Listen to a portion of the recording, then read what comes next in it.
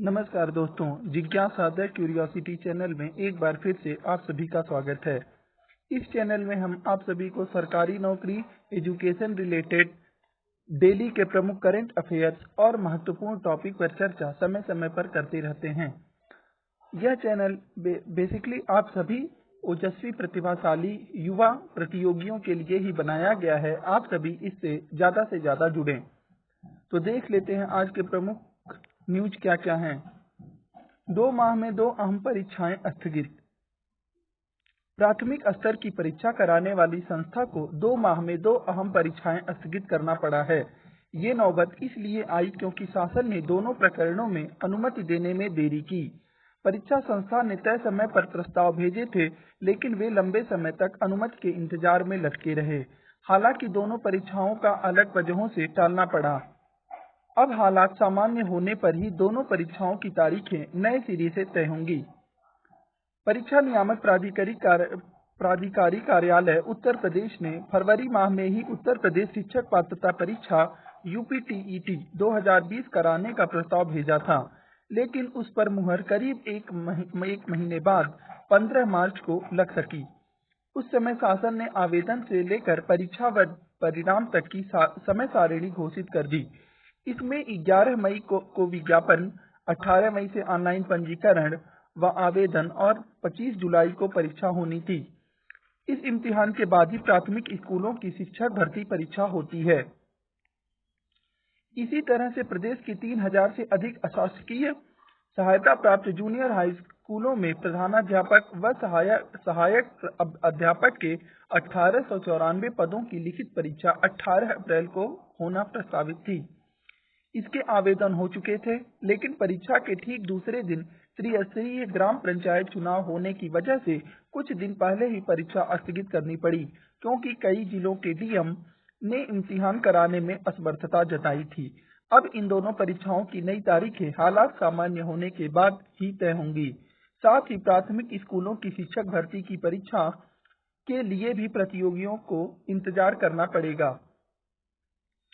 ये दोनों रीजन की वजह से ये परीक्षाएं दोनों टालनी पड़ी। आपको बता दें, यूपीटीईटी की परीक्षा 2020 में भी नहीं हुई और देखिए 2021 में कोरोना की वजह से स्थगित करनी पड़ी है।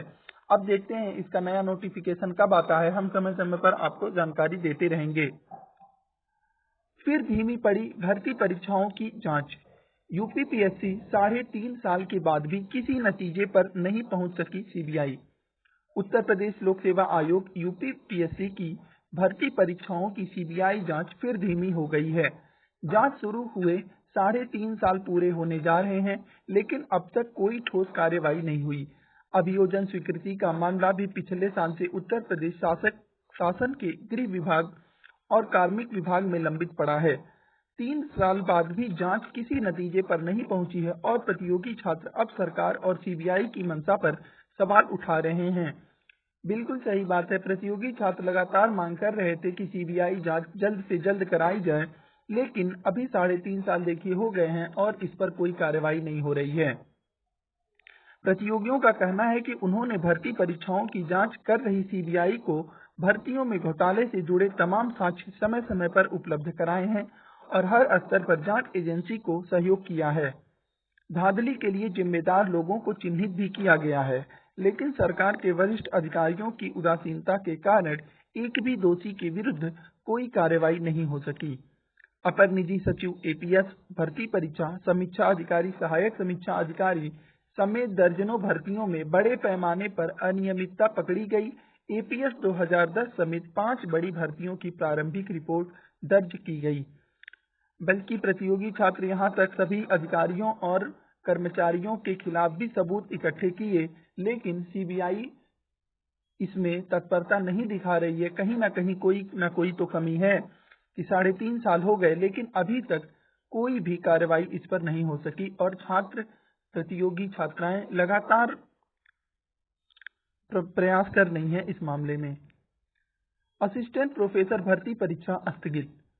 कोविड के कारण यूपीएचईएससी ने लिया निर्णय, 26 मई से प्रस्तावित थी परीक्षा। प्रदेश के अशासकीय महाविद्यालयों में असिस्टेंट प्रोफेसर भर्ती के लिए 26 मई से प्रस्तावित लिखित परीक्षा स्थगित कर दी गई है। उत्तर प्रदेश उच्चतर शिक्षा सेवा आयोग यूपीएचईएससी ने कोविड के मद्देनजर लिखित परीक्षा स्थगित की है। इस परीक्षा के तहत असिस्टेंट प्रोफेसर के 2003 पदों पर भर्ती होनी है। इसके लिए ऑनलाइन आवेदन की प्रक्रिया पूरी हो चुकी है। प्रदेश के अशासकीय महाविद्यालयों में विज्ञापन संख्या 46 के तहत एक विषय भूगर्भ विज्ञान में असिस्टेंट प्रोफेसर के एक पद और विज्ञापन संख्या 50 के तहत 49 विषयों में असिस्टेंट प्रोफेसर के 2002 पदों पर भर्ती होनी है। इसके लिए ऑनलाइन आवेदन की प्रक्रिया 25 फरवरी से शुरू हुई थी। आवेदन की अंतिम तिथि बीत चुकी है और तकरीबन 1 लाख अभ्यर्थियों ने आवेदन किए हैं। अशासकीय महाविद्यालयों में असिस्टेंट प्रोफेसर भर्ती 5 साल बाद होनी जा रही है। इससे पहले 35 विषयों में असिस्टेंट प्रोफेसर के 1150 पदों पर भर्ती के लिए वर्ष 2016 में विज्ञापन 47 जारी किया गया था। हालांकि 5 साल बाद शुरू होने जा रही भर्ती पर कोविड का ग्रहण लग गया है।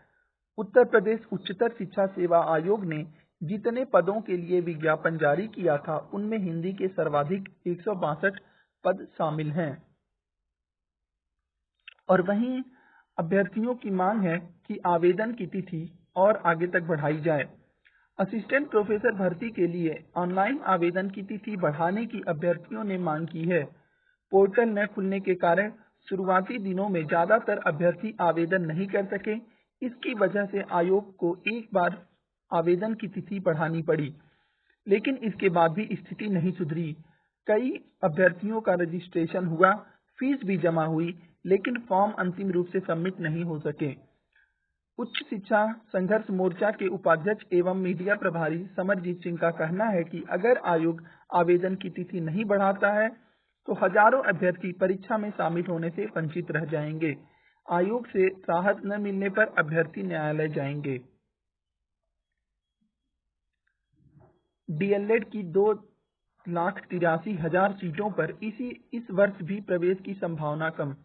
आपको बता दें, कोविड-19 की वजह से 2020 में भी एडमिशन नहीं हो पाया था और इस वर्ष भी संभावना कम ही लग रही है। कोरोना से सरकारी एवं निजी स्कूलों में शून्य हो सकता है सत्र।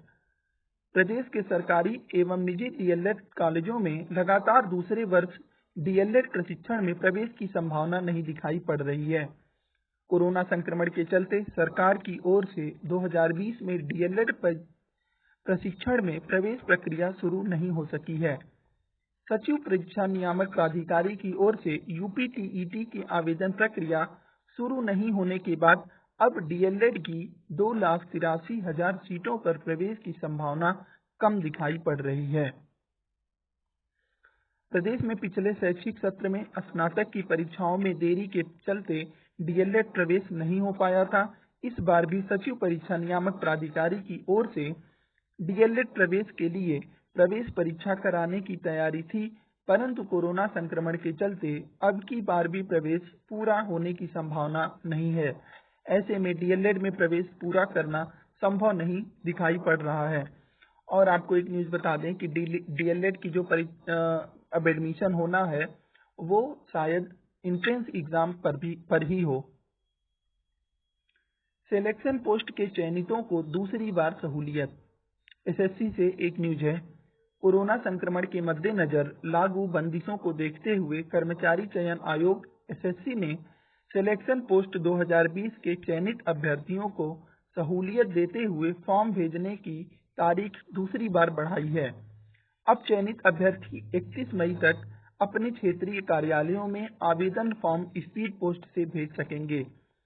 अभी तक फॉर्म भेजने की तारीख 15 मई तय थी, जबकि इसके पहले 30 अप्रैल तक फॉर्म भेजने की तारीख निर्धारित थी, परंतु कोरोना के कारण यातायात सहित लागू तमाम बंदिशों को देखते हुए अभ्यर्थियों की सुविधा के लिए फॉर्म भेजने की तारीख एक बार फिर बढ़ा दी गई है।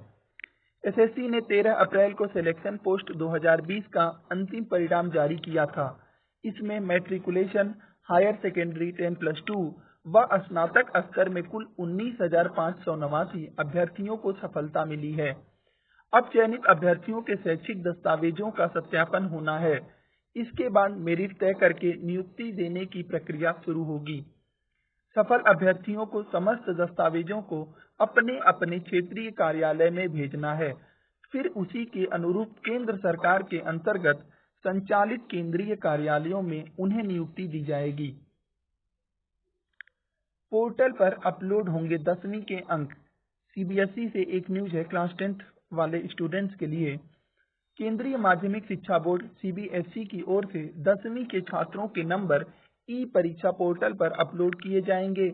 बोर्ड ने स्कूलों के लिए अंक अपलोड करने के लिए लिंक एक्टिवेट कर दिया है। सीबीएसई की ओर से इंटरनल असेसमेंट के आधार पर 10वीं के अंक अपलोड करने का लिंक ई परीक्षा 2021 पोर्टल और cbseit.in पर उपलब्ध कराया गया है। इस पोर्टल के माध्यम से सीबीएसई के संबद्ध सभी स्कूल छात्रों के अंक अपलोड कर सकते हैं। सीबीएसई की ओर से 10वीं के छात्रों के लिए मार्किंग स्कीम जारी कर दी गई है। आपको बता दें, इस वर्ष 10th का एग्जाम नहीं होगा और जो परीक्षाएं पहले उनके सेमेस्टर जो अर्धवार्षिक परीक्षा हुई है, जो और सेशनल एग्जाम हुए हैं, जो प्री बोर्ड हुआ है, उसके बेस पर इस बार रिजल्ट तैयार किया जा रहा है। आज का देख लेते हैं प्रमुख करंट अफेयर क्या है। केरल की आयरन लेडी 102 साल की गौरी अम्मा नहीं रही। केरल की पहली राजस्व मंत्री KR गौरी अम्मा का निधन हो गया। वह 1957 में लोकतांत्रिक तौर पर निर्वाचित दुनिया की पहली कम्युनिस्ट सरकार के मंत्रिमंडल की सदस्य थीं। आपको बता दें, 11 मई को देश भर में नेशनल टेक्नोलॉजी डे यानी कि राष्ट्रीय तकनीकी दिवस मनाया गया। इस दिवस के बारे में हम डिटेल एक वीडियो लेकर और आएंगे। तब तक आप इस चैनल में लगातार बने रहिए और ज़्यादा से ज़्यादा लाइक, शेयर और सब्सक्राइब करें। धन्यवाद, नमस्कार।